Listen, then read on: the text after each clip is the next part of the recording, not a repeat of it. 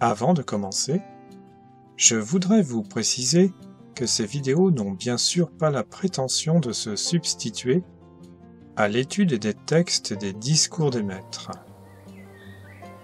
Elles ne représentent qu'une fraction infime de cet enseignement magnifique et sont faites pour vous inciter à l'approfondir. L'extrait de ce jour est tiré du petit livret du bien-aimé Maitreya, L'amour et le chemin, reçu par la messagère Géraldine Innocente. Maitreya a pris la suite de Gautama au titre de Bouddha depuis janvier 1956, car Gautama, le Bouddha historique, a remplacé Sanat Kumara comme seigneur du monde à Shambhala. Chaque planète de notre système possède un seigneur du monde qui s'occupe de l'évolution et du progrès de cette planète.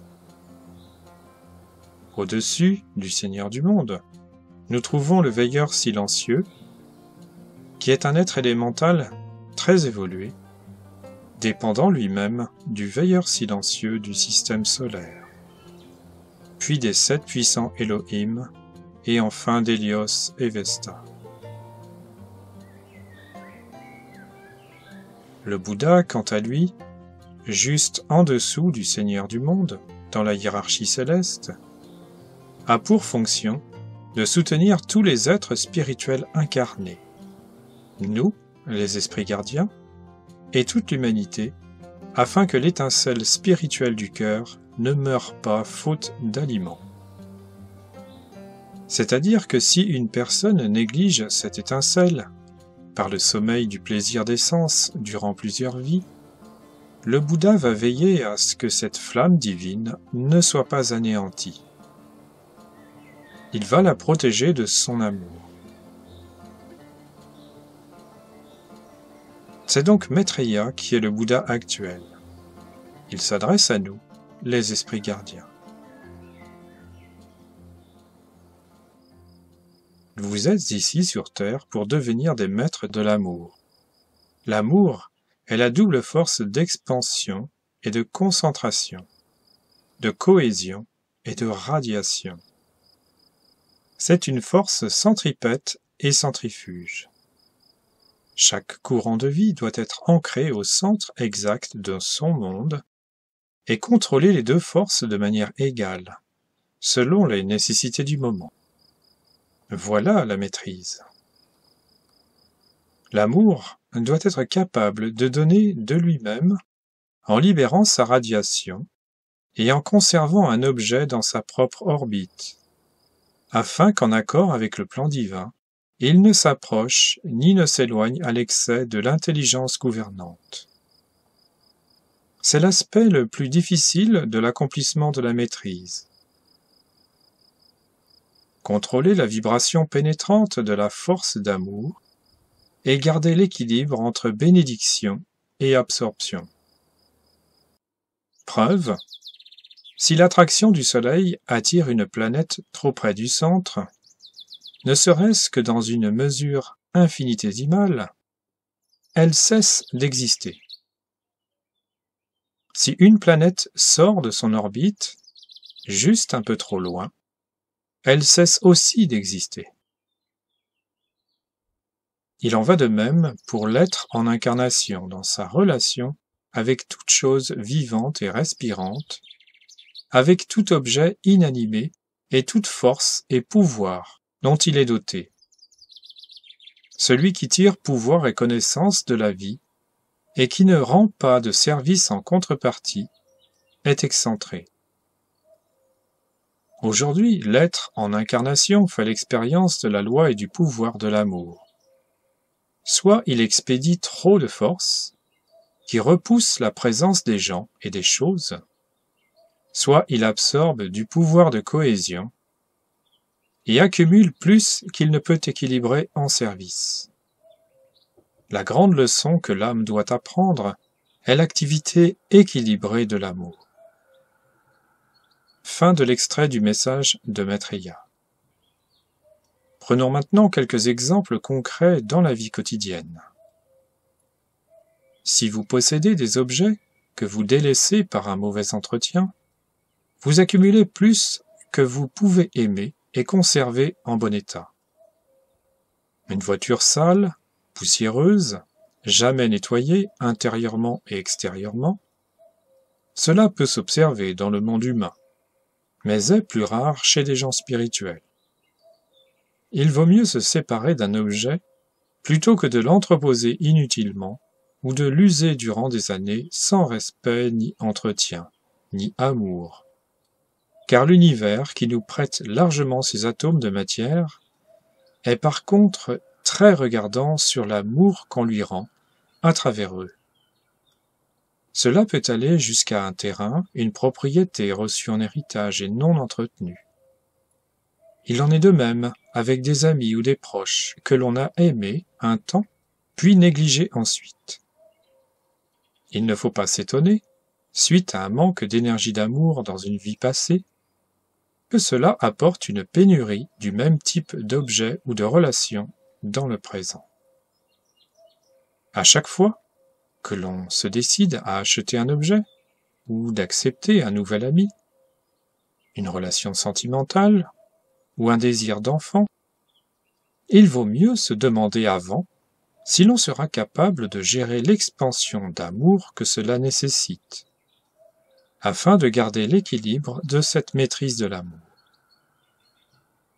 Un renoncement, même temporaire, peut être une preuve de sagesse, surtout si le désir moteur d'achat ou d'amitié est un désir humain. Croire que l'autorité, la colère ou même la violence verbale ou physique vont permettre de contrôler par la peur des personnes ou des situations, cela est le résultat dramatique de l'ignorance. C'est ce que Maitreya appelle une trop grande accumulation de force, qui crée un déséquilibre et s'exprime en discorde. De même, s'il vous arrive d'être fatigué en fin de journée, c'est qu'il y a bien un déséquilibre, car si vous vous obligez à agir au-delà de votre amour pour vous-même, amour qui provient de votre présence, c'est que vous avez puisé dans vos ressources destinées à votre énergie vitale de santé, et cela produira donc un épuisement, un vieillissement prématuré. Si vous prenez un emploi ou débutez une activité indépendante, et que l'un ou l'autre vous entraîne vers un déséquilibre d'amour, à qui la faute? Celle d'une personnalité humaine séparée, qui accepte des apparences au lieu d'écouter d'abord son cœur. Comme je l'ai dit dans une vidéo précédente, nous ne devrions rien faire par devoir. Cette prise de conscience est très pratique. Agissons seulement dans la joie et dans l'amour. Sinon, il est juste de remettre à plus tard tel service ou telle activité.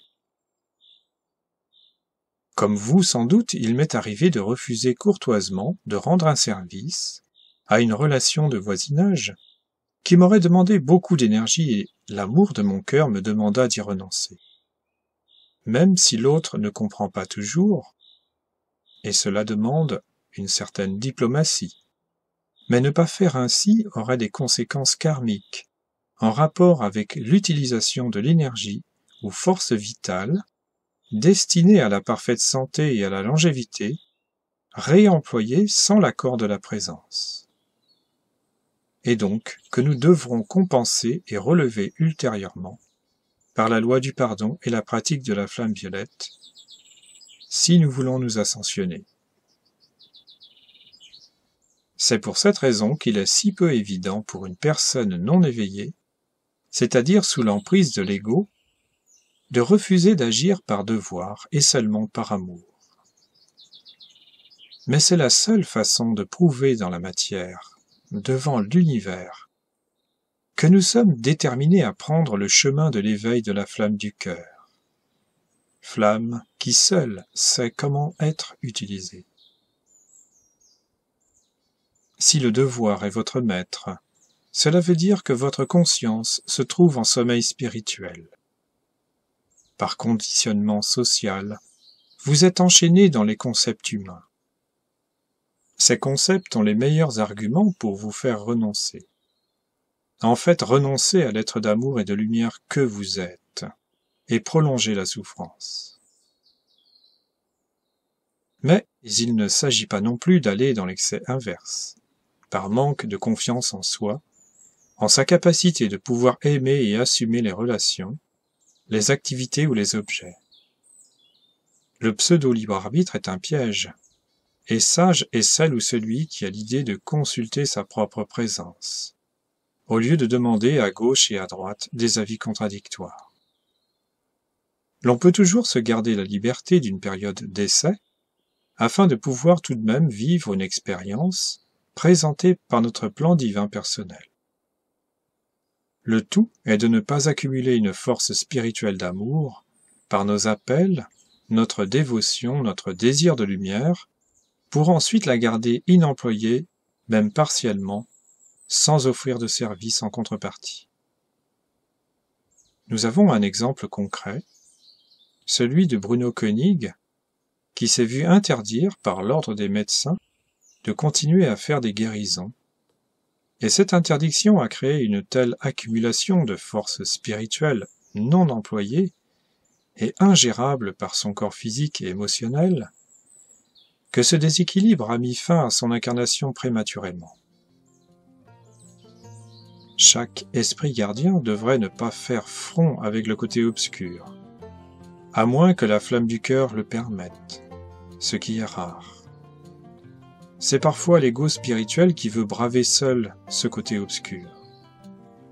Par prudence, les maîtres nous demandent, à chaque fois que nous quittons notre lieu de vie, de visualiser et de demander le manteau ou la cape d'invisibilité.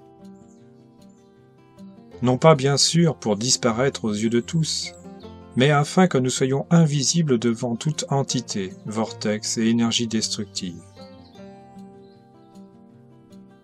Cela dit, plus un esprit gardien amplifie sa flamme du cœur, et plus ces choses se tiennent à distance.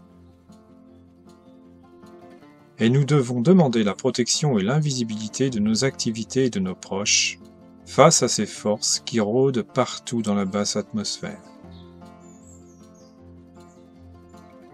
En conclusion, la maîtrise de l'amour est un art de vivre merveilleux et souverain sur toute condition. Mais elle nécessite forcément d'accumuler victoire après victoire dans ce monde de matière pour accumuler au bout d'un temps une force vive indestructible. Et c'est cette maîtrise qu'attendent de voir la hiérarchie céleste parmi quelques étudiants téméraires. Je vous remercie. André Riviera pour contemplativeart.com